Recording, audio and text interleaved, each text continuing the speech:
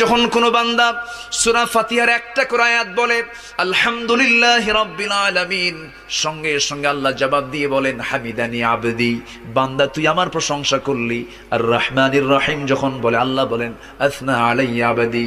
মালিক ইয়াউমিদ্দিন যখন বলে আল্লাহ বলেন মাজ্জাদানি আবদি। এরপরে যখন বলে ইয়াকা না'বুদু ওয়া ইয়াকা নাস্তাঈন পর্যন্ত যখন বলে আল্লাহ বলেন বান্দারে তুই আমার কাছে কি চাস, প্রাণ খুলে চা রে বান্দা।